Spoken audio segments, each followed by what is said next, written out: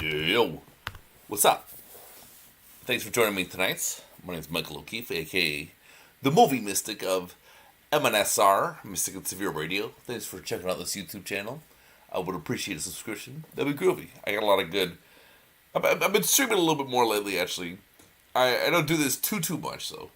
I mean, but this summer I've been going in a little bit, but I have lots of interviews. Lots of interviews, film industry interviews and film reviews, things of that nature. So yeah, I would love for you to sub to this channel, join the Facebook group Mystic and Severe. Follow me on the IG Movie Mystic 2022, and then movie_mystic on Twitter, and Movie Mystic on Letterboxd. Okay, so I thought it'd be fun today to do a little stream about David Cronenberg, as he's a director who has been, he just has a movie out now in Crimes of the Future. It just came. I saw it on Friday. Freaking loved it. I thought it was awesome. Been thinking about it all weekend. So I figured, hey, why not talk about Cronenberg a little bit more on a stream? This is like a fun idea. So I'm basically going to go through his movies, not the ones he acted in. Maybe we'll talk about that for a little bit. But I'm going to go through the movies he directed. Seen a fair amount of them. I basically have seen all of them except for TV movies, some shorts, some of the television, some of the shorts I missed, but I've seen all of his feature films. Everything released theatrically, Yeah. So we're gonna get it. We're gonna get through all these movies. Well, not everything here, but an awful lot of it. I'll give you my thoughts, and this is similar to the Gaspar Noé stream I did a little while back. However, I've seen all of Cronenberg's movies. He's made a lot more than Gaspar as well. I saw 3 out of 7 of Gaspar's, and I've seen, like I said, all of Cronenberg's big features. So, yeah, there's more to say that it might not make it a better stream. We'll see. It's too early to tell. But when people ask me about, who my favorite Canadian director is, I'll always say, without missing a heartbeat, David Cronenberg. No question. And my favorite movie by him is Videodrome. I don't have them all listed, but I don't have a top 3 Cronenberg. I don't think, but Videodrome is easily my favorite. Oh yes. So I'm noticing here that they talk about a lot of his movies. However, I'm just going to read this, and then I'll give you my own thoughts about all of his movies. So, David Cronenberg, also known as the King of Venereal Horror or the Baron of Blood, was born in Toronto, Ontario, Canada in 1943. His mother, Milton Cronenberg, was a journalist and an editor, and his father, Milton Cronenberg, did I say mother or father? I don't even know. And his mother, Esther, was a piano player. Excuse me. After showing an inclination for literature at an early age, he wrote and published eerie short stories, thus following his father's path, and for music, playing classical guitar until he was 12. Cronenberg graduated from the University of Toronto with a degree in literature after switching from the science department. He reached the cult status of horror meister with gore-filled modern vampire variations of Shivers and Rabid, following an experimental apprenticeship in independent filmmaking and in Canadian television programs. Okay. So then he popped off with Scanners, and then blah, blah, blah, blah, blah, blah, blah, blah, blah. I feel like this bio was written a long time ago, because it just ends with a history of violence. And he's made more movies since then. Okay, so look, we can read this stuff. This is fun. Pioneered the body horror genre that involves mutation, parasites, or particular medical conditions. Okay. Frequently uses the music of Howard Shore, another Canadian. Frequently casts Jeremy Irons, Robert Pattinson, Viggo Mortensen, Robert A. Silverman, and Vincent Cassel. Most of his films were shot in Canada, Video on the Fly, Dead Riders, A History of Violence, and more. Costume design of his films are frequently provided by his sister, Denise Cronenberg. Okay. Was set to do Total Recall. He was even going to do Return of the Jedi, or he had a call about it. He didn't have a meeting. I learned that in an interview he did with Q recently. Okay. Stuff like this, I don't care. John Carpenter paid homage to him in Escape from New York. One of the United States police force guards is on the line with Hawk, played by Lee Van Cleef. Then adds that Cronenberg is on the line for him. Cool. Another person paid homage to him in the movie was another person paid homage to in the movie was George Romero, who had Isaac Hayes' right-hand man named after him. Okay, fun. President of the official competition jury at the 52nd Cannes International Film Festival in 1999. I didn't know that. That's very cool. Yeah, okay, Return of the Jedi. We talked about that. His crew referred to the final Brundlefly monster scene in the climax of The Fly as the space bug. Okay. Deferred his own salary to make Spider. Okay. Turned down the chance to read Top Gun, RoboCop, and Flashdance. I don't know if that's in here, but this is madness. Madness. Has often referred to The Brood as his own twisted version of Kramer vs. Kramer. Lovely. He spent about a year in 1971 in the small medieval village Tour-sur-Loup, France, possibly in the commune, trying to become a novelist. Okay.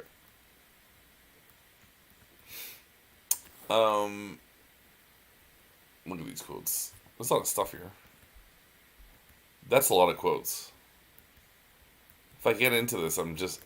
Well, what does he say about superhero movies? But a superhero movie, by definition, it's a comic book. It's for kids. It's adolescent in its core. That has always been its appeal. And I think people who are saying, The Dark Knight Rises is, supreme cinema art, I don't think they know what the fuck they're talking about. Ooh. I'm a totally anti-storyboard person. Interesting. Alright. I'm sure that there are lots of wonderful quotes here.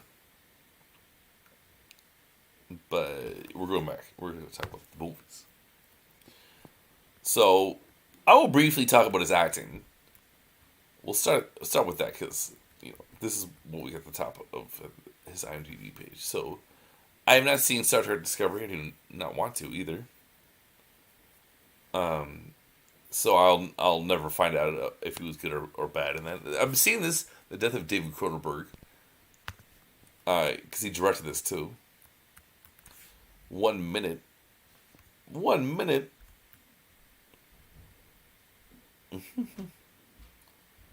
Sounds like fun.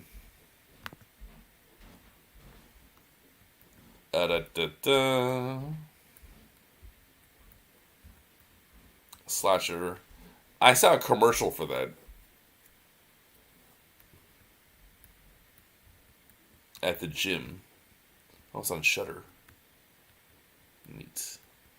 Looks, I don't know, it looks okay. I'll probably never watch it, so I have nothing to say about that. But I have seen some of his movies, so just bear with me. Okay. Disappearance at Clifton Hill. Once again, I have not seen this. However, last year at TIFF, I interviewed this guy. And we talked about David Cronenberg. Working with him and why he's cool. All that fun stuff. Okay. Oh. Where is it? Falling. So I did see this movie. And I do not like this movie. And Cronenberg plays a doctor for like one scene. And it was like the thing I was waiting for in the movie. And then it was totally whatever. So it was ultimately harmful for me. But I just didn't like that movie, so I don't know. I can't put that on Cronenberg. Bunch of shorts, TV shows I haven't seen. To each his own cinema. Okay, so I did see this a while back, and I forget everything about it. Literally everything. Don't remember. I'm getting old, man. So he has like a very small scene in Jason X, and it's pretty great. It's pretty great that he was in Jason X. I'm a Jason X fan, man. I even read the script. Yeah, I always like this image of Jason when he sort of looks like Shredder from Teenage Mutant Ninja Turtles. It's not for everyone, but I'm down with it. Okay.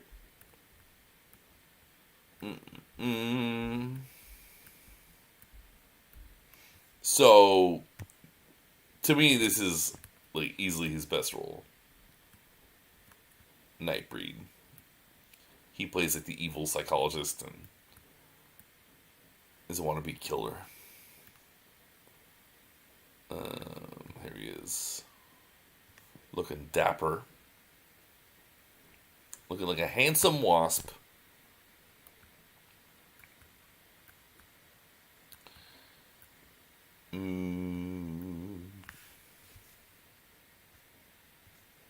Yep.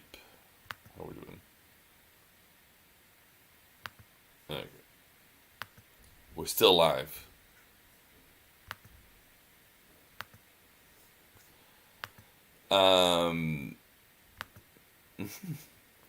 What else do we have? I think that's all I've seen. When it comes, we're not gonna talk about. We'll get to these ones. I don't even remember his scenes in these movies. Oh, that's neat. In Videodrome, he is James Woods. He's Max Wren when James Woods' character when he puts up the helmet. I didn't know that. That's kind of interesting. Okay, now let's go through his movies. It's only taking 10 minutes to get to this point. So, yeah. I remember seeing this movie. I couldn't really tell you much about it. This is the original Crimes of the Future. And we could read a little synopsis.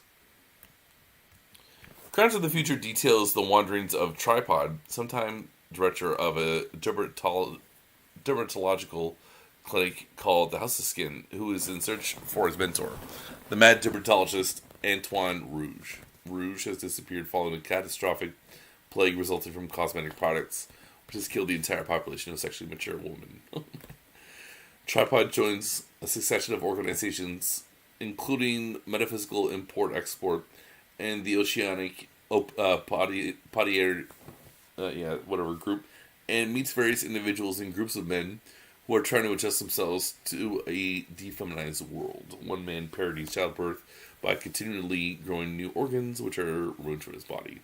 Eventually, Tripod comes upon a group of pedophiles, which is holding a 5-year-old girl, and they urge him to mate with her. He senses the presence of Antoine Rouge. Okay, yeah. Sounds like a sophomoric beginning for David Cronenberg. Let's go through these pictures. His first film. If he makes a new movie, that it changes. But what if the Crimes of the Future, the one we just got, is his last movie? Then his first and last movie is Crimes of the Future.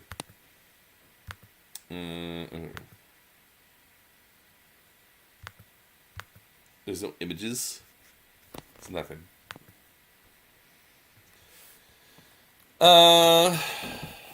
So I forget everything about watching this movie. I remember watching it, but I remember also there was this scene set at U of T, like a very particular place in U of T, which I happened to be in, or I could see from my window.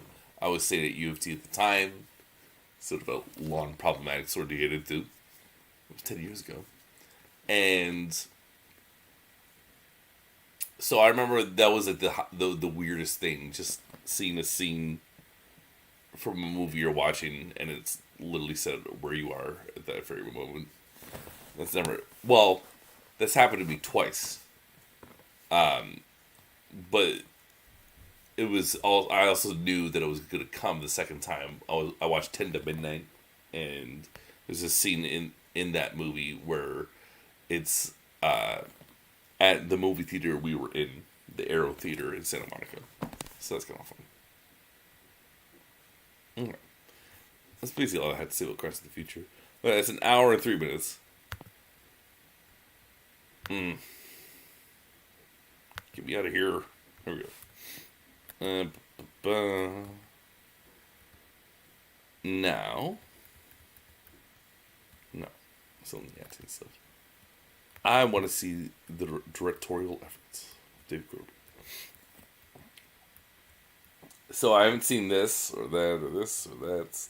I've seen none of these TV movies.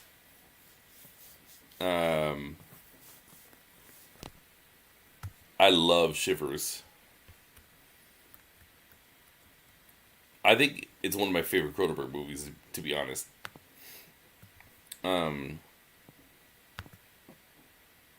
Let's read the synopsis. Before this.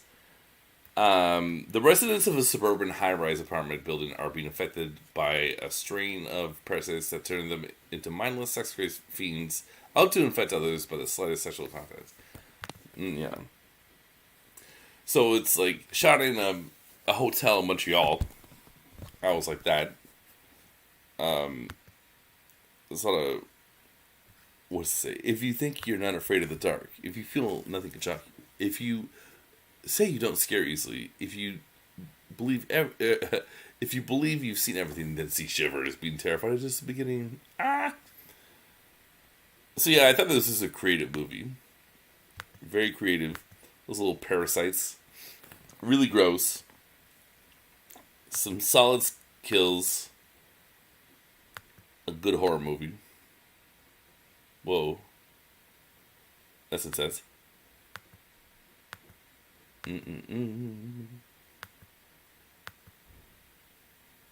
Oh. Wasn't aware there was an Arrow video copy of that. Anyways. Shivers is a classic. And I guess I have nothing to say about it other than that. Yo. I gotta stop doing that. We will make this easier.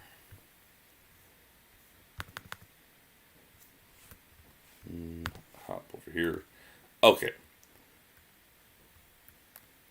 So I haven't written reviews for this, so I don't know. Maybe my commentary will be a little thin. But Shivers is excellent. And Rabid, well, not quite as good. I still enjoy. Because what is it? 1977. It's like still a pretty decent horror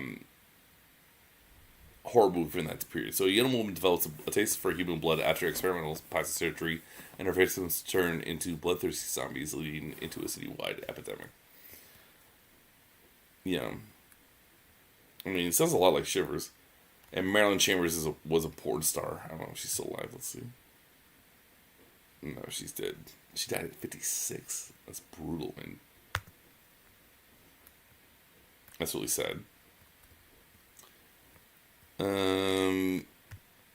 So I like this one, not nearly as much as Shivers, though.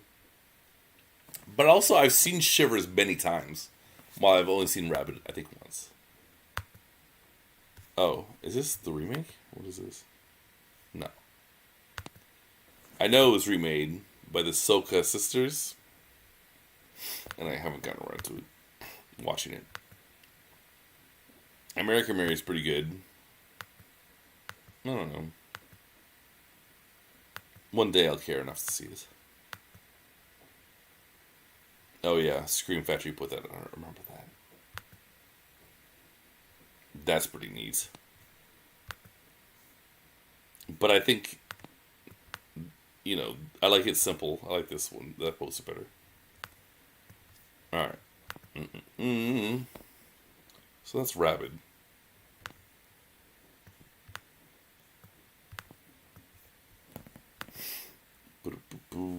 What else we have? What's next? So Fast Company is a movie that really sticks out in sort of a bad way. After a sponsor replaces him with his arch rival, a race car driver decides to steal the car and race it himself. So he just made this movie because he likes cars, he likes fast cars. But no, John Sax is in it. That's funny. But it's kind of a bullshit movie. I mean, it's decent. It's not a bad car movie, but it's like, what are you doing making this? You're David Cronenberg. It really does stand out in a strange way. Oh, John Sax is so cool. Oh, that guy. What's his name? It could be someone else, actually. Sorry. And the name isn't even coming to me, so let's not dwell on it. Yeah, it's like not a bad movie, but it doesn't. This is the one to skip. If you have to skip one, you're not gonna get a great sense of Cronenberg through that one. Oh, William Smith. That is William Smith. Okay.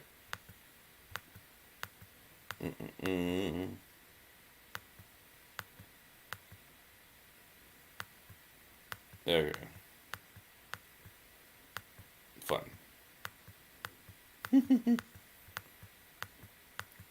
All right. I think we saw it all.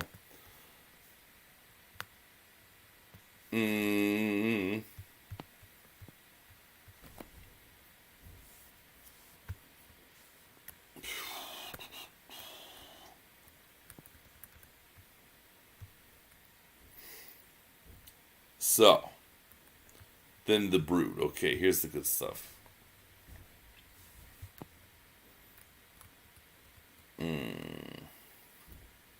A man tries to uncover an unconventional therapy technique on his institutionalized wife amidst a series of brutal murders. Ooh. So, yeah, this movie was made during, like, a divorce. And, like he said, it's, like, his version of Kramer versus Kramer. That's not a great picture. I really gotta see The Brood again, man. It's been a long time.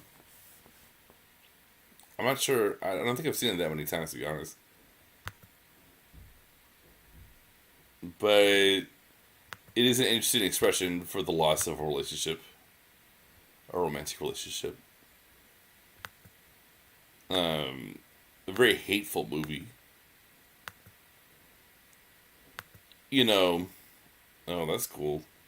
I definitely need to see this again. A movie I almost bought a Blu-ray, but never got around to it.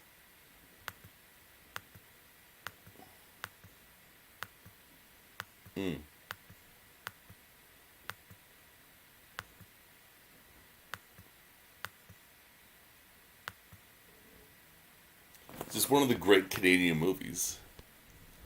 Produced by Pierre David, Ottawa film producer.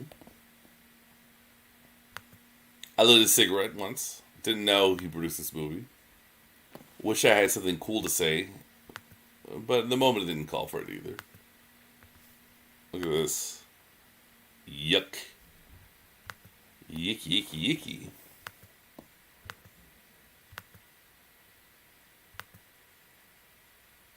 That's a nice house.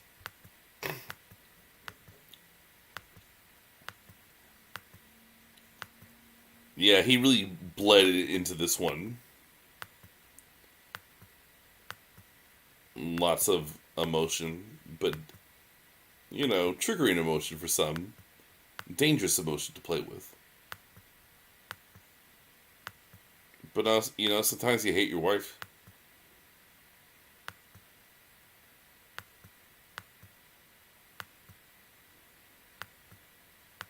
I wonder where this was shot. It's shot in Canada. I don't know where, though.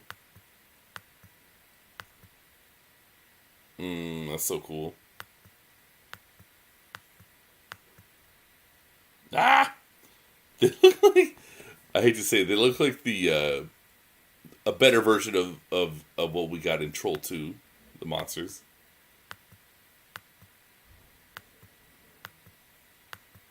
I would love to watch this again. I don't know where it's streaming. Mm. Look at that. I want to go back to that. So freaking creepy.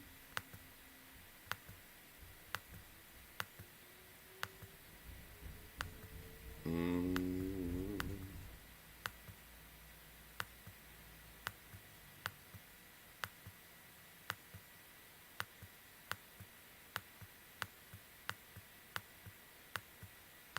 Mm-mm-mm.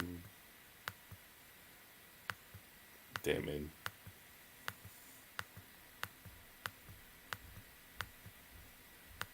Okay. I feel like we've done all these pictures. It's kind of, Chromosome 3? What the hell?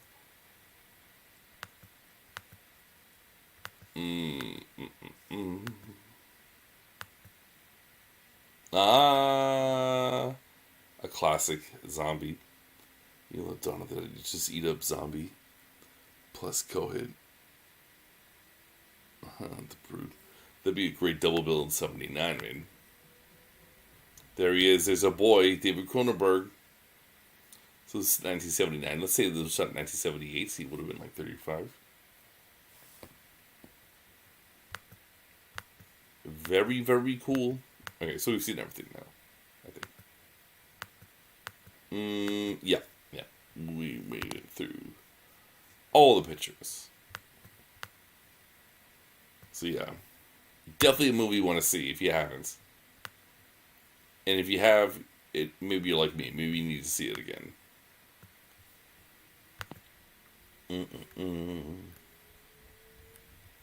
Ah, Scanner is another classic.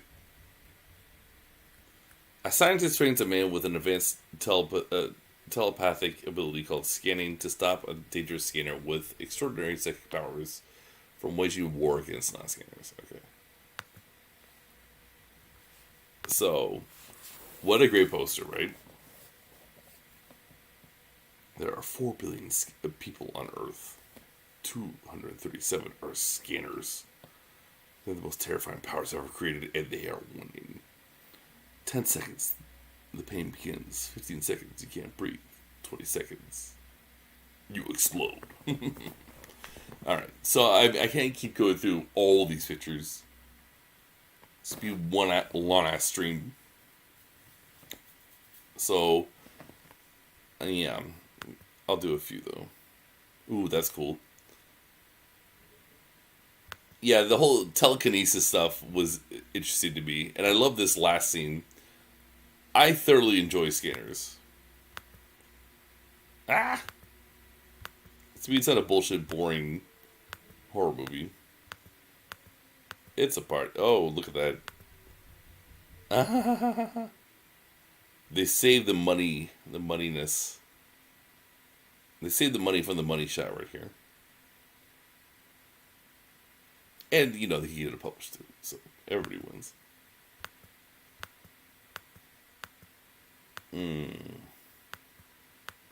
Fun.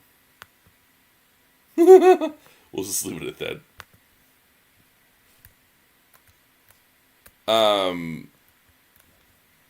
Not as emotional of a movie as The Brood, but still a very interesting movie to watch, conceptually, and entertaining throughout. I might actually prefer Shivers, to be honest. But Scanners gets a lot of love. Yeah. Okay. Here we go. We get the big ones now. The next 3. Big. Videodrome. I love this retro trailer, which we can't even look at. A programmer at a TV station that specializes in adult entertainment searches for the producers of a dangerous and bizarre broadcast. This is true. So, I had a t-shirt with that image. General Harry, James Woods, in the greatest movie we got from David Cronenberg. And look at that. That's David Cronenberg right there, as we learned in the IMDb trivia. So, I had that DVD, and it was stolen from me. But yeah, I won't tell you who stole it. So this movie's this shit. I don't have a review prepared. Like I said, I don't have any reviews prepared. Oh, that's so cool. That's neat to see. But yeah, I mean, I just love how it expresses some theories by Marshall McLuhan, but it's just this is an incredibly bizarre experience. Um, and I can't. I don't even know what he was trying to say. Well, I mean, I can speculate, but yeah, I don't like to really go in unless I've seen the movie recently, which I have not in this case. However, I've only seen one of these movies recently, and we'll see if I can stutter out some thoughts because I haven't written anything either for that one. But we're talking, okay? We're talking.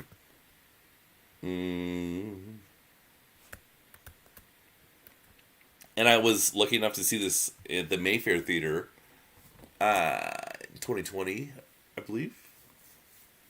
And it is coming to the Bytown Cinema. I'm talking about Ottawa theaters now.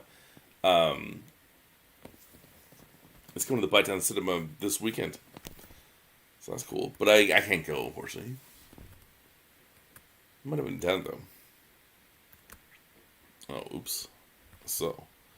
Oh, no, never mind. Okay. So, I thought I saw that he was on Alias. Like, what? Tarantino and Cronenberg? It's weird. So, Videodrome. The Dead Zone. The Dead Zone. A man awakens from a coma to discover he has a psychic ability. Yeah. Sounds like Scanners. It makes sense. This is like the Stephen King book that's like Scanners. So you get Cronenberg to do it. You know, he had to do one, right? He had to do one. And you gotta make one based on a book.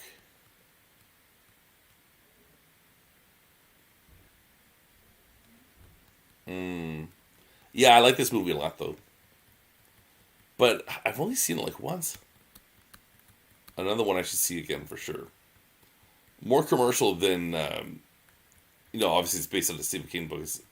It's more commercial than the stuff like Videodrome and Scanners and things like that. Like there's Martin Sheen, for God's sake. Christopher Walken. But he still goes harder than paint. It's a dope movie. I remember enjoying it quite a bit. That's a great shot. Anyways. Not as good as Videodrome or as raw as some of the other stuff, but definitely a slick product. I enjoyed it. I enjoy life. And then what do we got next? The Fly. So this is his big hit of the 80s with Jeff Goldblum. And it's awesome. I love The Fly. I like The Fly 2 a lot as well. Starring Eric Stoltz and composed by the great Christopher Young. So, yeah. Ooh, cool. I mean, I remember as a kid there's a museum called the Museum of Nature. And they had this little thing this little exhibit where they would show a clip from the Vincent Price version of The Fly. And I was like that. A guy, his head just turns into a mosquito head. And I remember it scared the shit out of me as a kid. It's like very laughable now, but yeah, so yeah, he just mutates with the fly. It's great. Turns into a nasty ass bug. And he was so handsome back then. I mean, he's so handsome now. He'll always be handsome, but look at him. He's beautiful, Jeff Goldblum. Jeff Goldblum was a lot of fun. And he's great in this movie. It's very entertaining throughout. Really gross at the end, but entertaining throughout.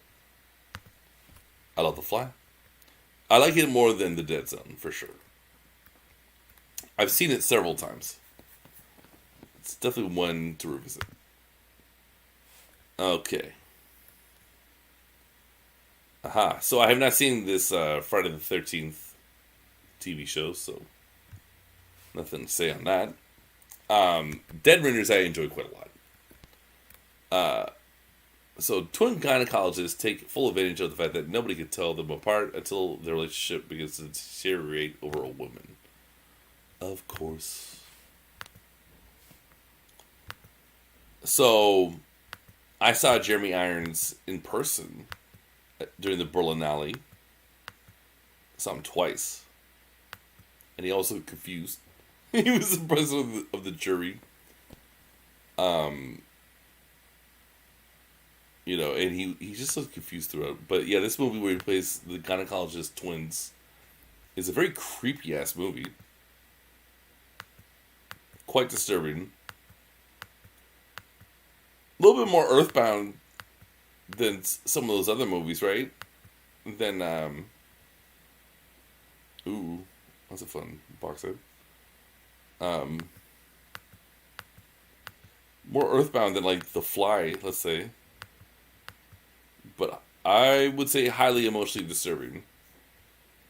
So yeah, I've only seen it once. I was a big fan though, and I would definitely watch it again.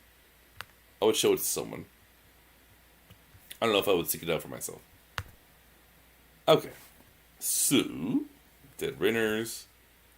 Yeah, Naked Lunch. So this movie's decent. Naked Lunch is like it's sort of an unfilmable text. So it's like a lot of stories about burrows and stuff and making Naked Lunch.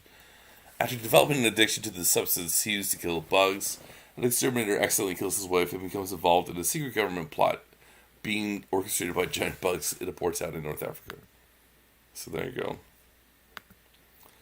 Some of the images are great, and there were things in Crimes of the Future that reminded me of Naked Lunch. So there's like a very phallic scene with a typewriter in Naked Lunch. Very strange. And the way they do the performance art in Crimes of the Future, the tech they have, it really reminded me of these shots that we get in Naked Lunch.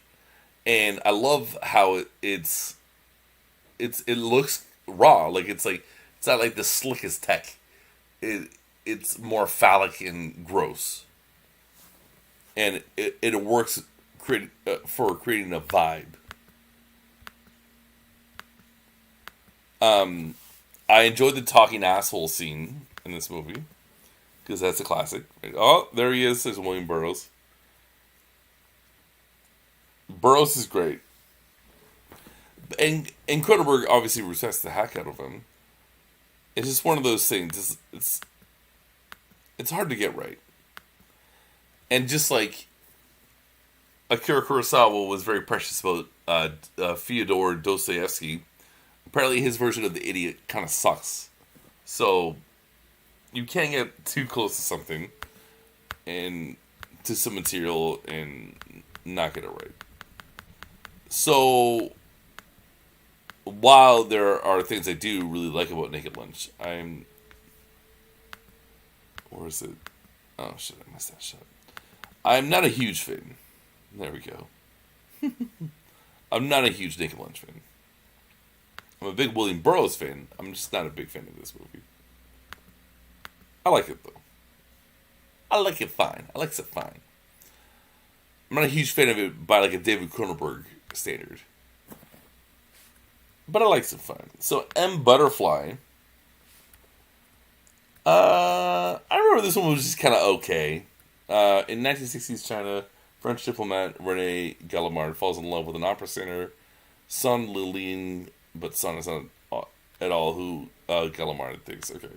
So it was another movie he made with Jeremy Irons. And if you look at the other movies we've talked about in this stream, they all star an actor for just one movie. You know, James Woods didn't return. Jeff Goldblum didn't return to star in a Cronenberg movie. Nor did Christopher Walken. Nor did Oliver Reed. You know, none of those people would do that. But here Jeremy Irons returns to work with Cronenberg again. And they only did 2, but, that has changed. He's done 4 movies with Viggo Mortensen, and he's done 2 with Robert Pattinson as well. But this is his first time doing that, returning with a big star. But this movie was just kind of forgettable. I don't remember anything, to be honest. It was like the last movie for me to see, to complete, at the time, Cronenberg's, major works, like narrative films, theatrical ones. And I don't know, I still give a shit about this movie. Even looking at the images, I'm not really inspired at all. I'll probably never watch it again. Okay. Rough times for David Cronenberg. I'm shitting on him. But then Crash comes along. And oh baby. After getting into a serious car accident, a TV director discovers an underground subculture of scared, omnisexual car crash victims who use car accidents and the raw sexual energy they produce to try to rejuvenate his sex life with his wife. A very extreme concept for a movie. A very strange movie. That'd be great to own. It played recently theatrically in Ottawa, and I didn't get around to seeing it. I never regret that. Well, actually, I don't regret it. I can't do everything. But this movie's a shit, man. It's creepy as hell. I would really like to rewatch it. Or I would really like to see that 4K. I would really like that. But the score was really great. It was when Mystic and Severe was a radio show, it was featured on the first broadcast called My World Premiere, which is a reference to a rap song, Christmas and Peanut Butter Wolf. But I thoroughly enjoy Howard Shore's scores for David Cronenberg movies. I think they're really fantastic. And Howard Shore's in Lord of the Rings and some stuff with Scorsese, but man, those Cronenberg soundtracks are fantastic. And Cronenberg is not a big fan of using pop songs in his movies, or it's not just like non-score. Like he thinks it's like a cheat code you shouldn't use. It's like you're focused on the song more than the scene, and he views it as cheating. I know that because he said that on the commentary track on Dead Ringers. I'm not sure how many commentary tracks I've heard by him, but at least one. Okay.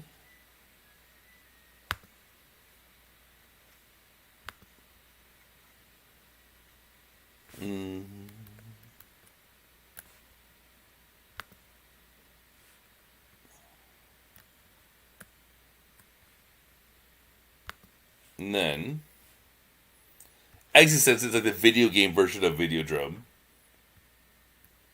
You got Jude Law over here.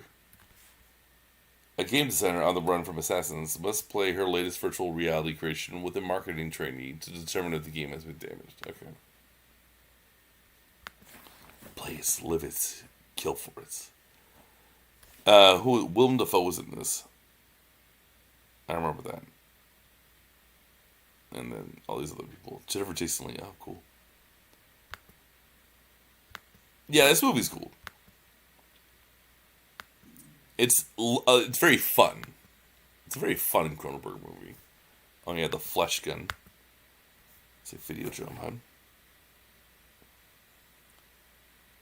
A great film. Yeah, I really like it. I likes it. I likes me some Existence. And I'm reading a book right now called Being in Time by Martin Heidegger, and they use that term, existence. I read that maybe today, I think. It's just existence. A fancy way of saying existence. A Germanic way.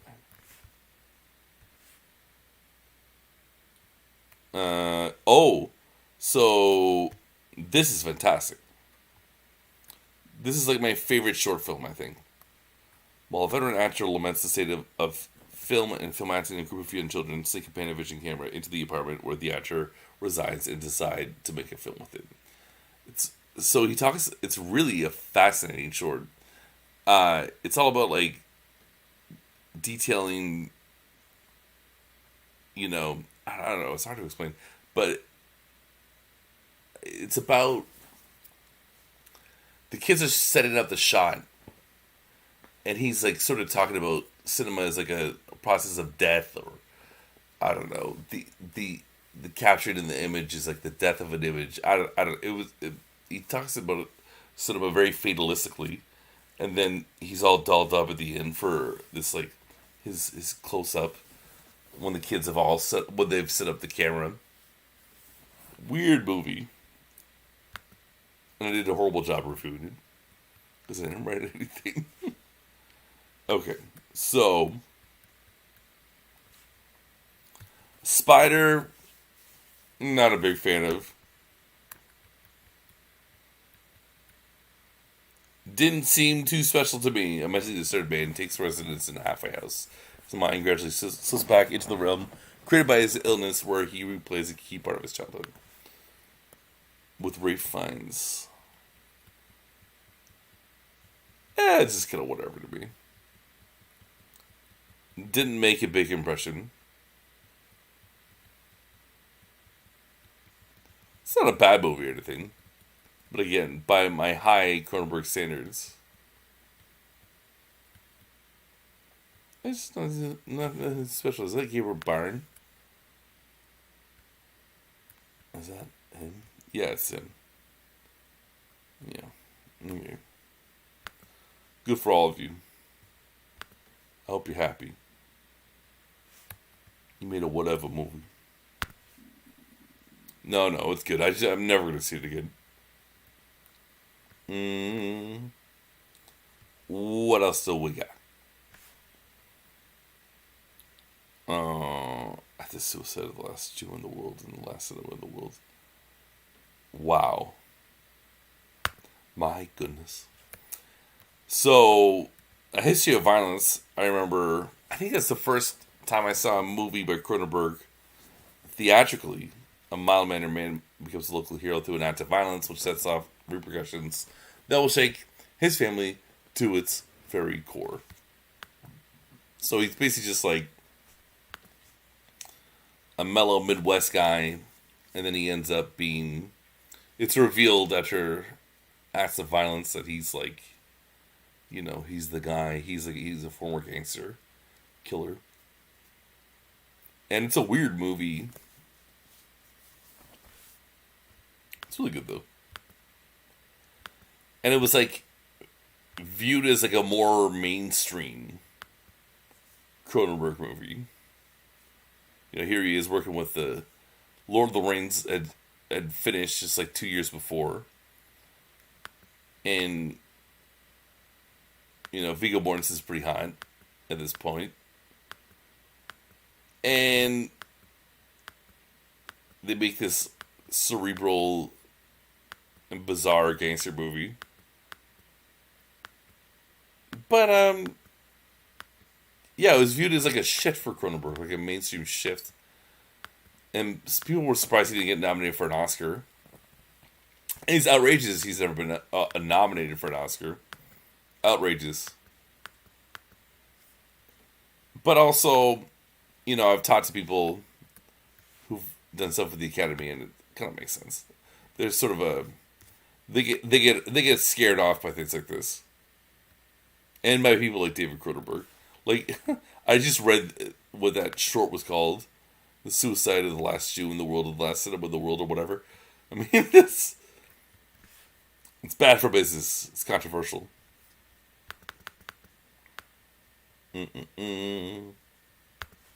Oh, I know these things.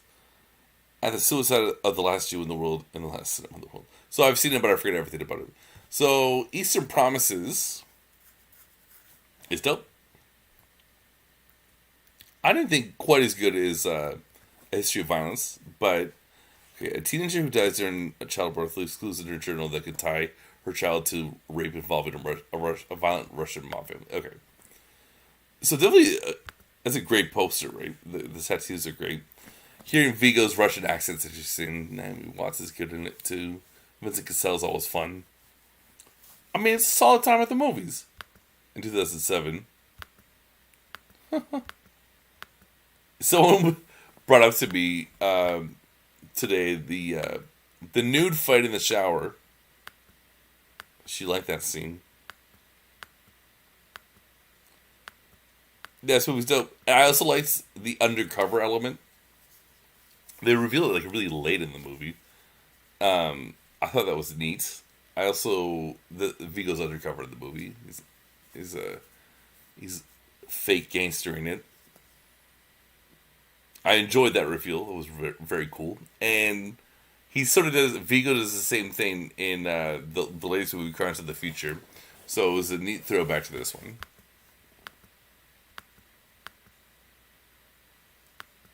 It's a movie I thoroughly enjoyed.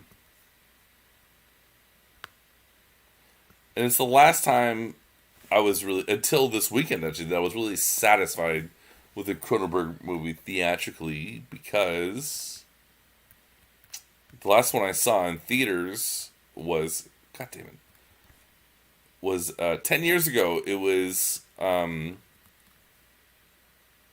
no, shit, I blew it. So there was Easter Promises, then there was this one, which I did see in theaters, and it was not great. It's nothing special, man. A Dangerous Method. Okay, it's like so what? Michael Fassbender plays Carl Jung, and Vigo plays Sigmund Freud. It's kind of neat, like when you see Vigo dressed up as Freud for the first time. But this is kind of like the Naked Lunch thing. It's like, just because you like Freud or you're interested in the history of psychology, this doesn't necessarily mean it's going to make for a good movie. You know? It's like, so what? So what? You got these nice costumes and sets. Like, it's gonna sizzle. There's no life in this movie. It's a boring movie. There's good images, I gotta say, but they don't all gel together. Look at this. That's fun. What a cool guy. What a cool guy. Anyways, friggin' A Dangerous Method. That would have been fun, though, to attend. Look at them. They're so cool. Movie sets are cool. Whatever.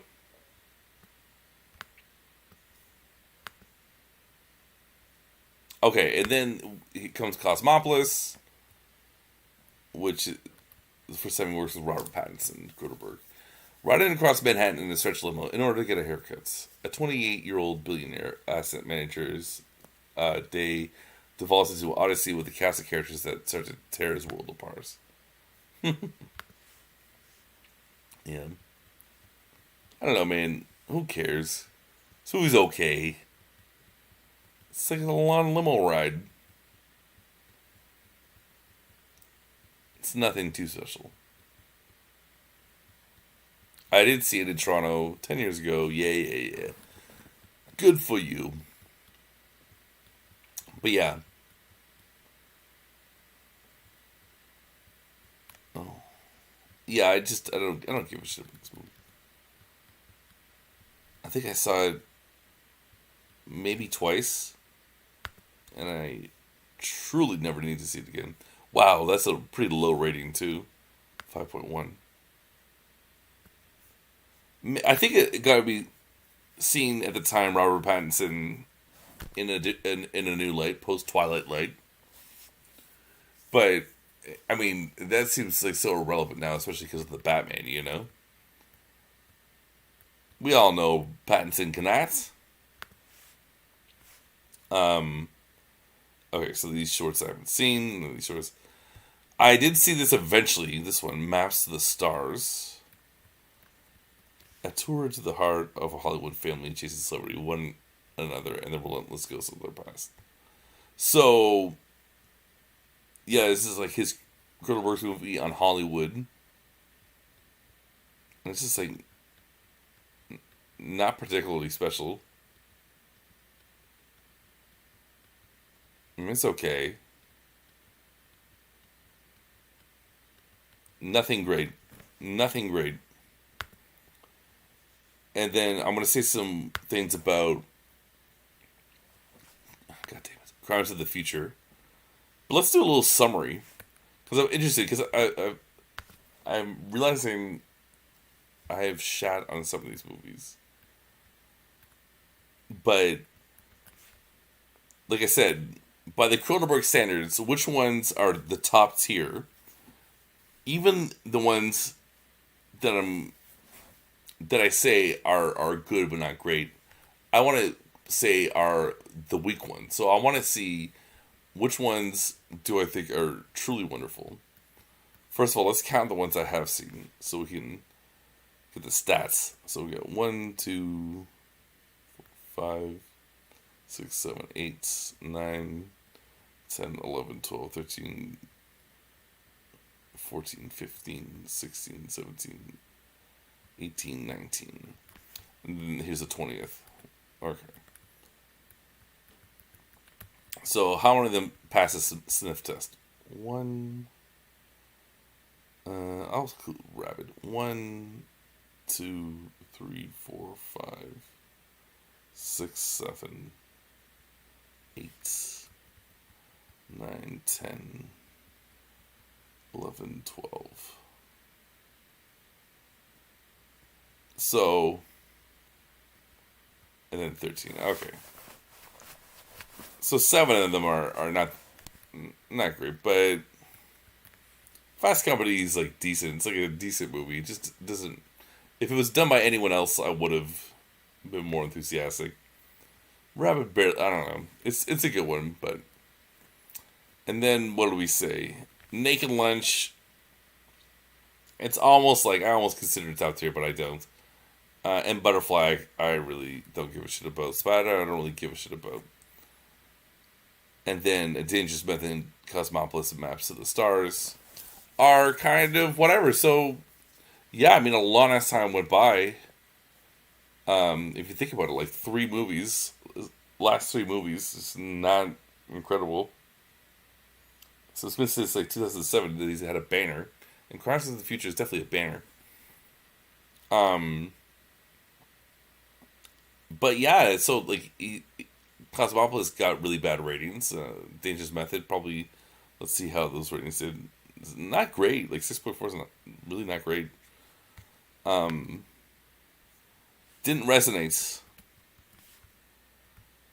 So after like a few movies that were just not like up to his par, his standard of quality, his Hollywood told him to fuck off for a bit. He tried to do a Netflix show. Let's talk about that. He was interested. I'm not sure if that'll ever happen. You know, I would hear about him in the press, but I would just keep wondering where's the next movie when's the next movie coming out? And you know, look how they did Scorsese. The Irishman came out on Netflix. You know, Silence. Yeah, of course it didn't do great box office, but like a guy like Scorsese, he can even get shelved. So this, you know. That's what they did. That's what they do to these great boomers. They can shelve them for a bit. A lot of people want to make movies. Doesn't matter if you made all those 12 dope movies before. I mean, how many people have 12 great movies like that to their name? I can't think of it in Canadian Treasure, certainly. I can't think of most like anyone really.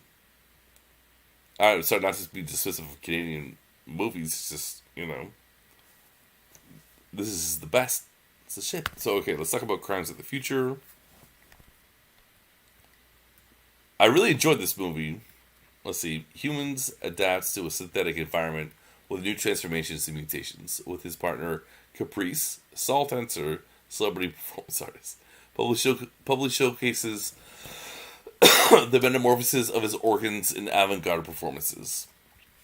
So it's like a return to the venereal body horror genre that he created.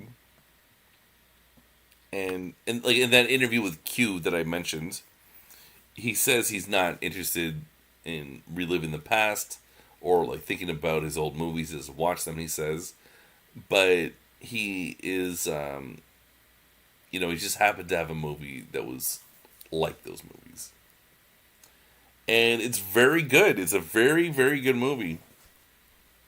I thought it was very intriguing throughout. It was a very original concept. I didn't understand what everything meant, nor do I really care because it worked for me as an audience member. I was very engaged and interested in everything that happened. So I'm pretty sure they shot this in Greece. Pretty sure that's where they shot this movie.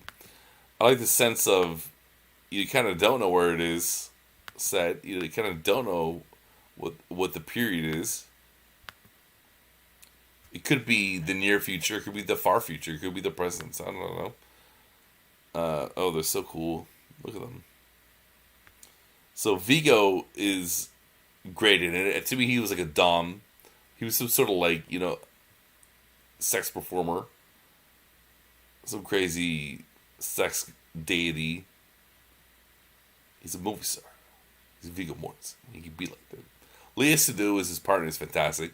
I'm a huge fan of her movie France. I thought she was great in that, and so I knew she would be good at this movie too. Kristen Stewart, it's great because we mentioned that Pattinson and Cronenberg had been making movies together, and now he's on with Kristen Stewart, and Cronenberg claims he has an idea for a movie to bring them together, to have them act together. And how fascinating would that be? That'd be great. And I don't know who this guy is. Scott Speedman. Okay, good for you, Scott.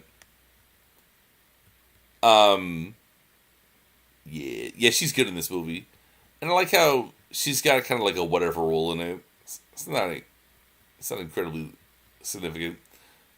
I love this look. I put it in the thumbnail. Those glasses are so weird. What a crazy old man. A happy and kind guy, though, apparently. Oh, man, it would be cool to see this in France.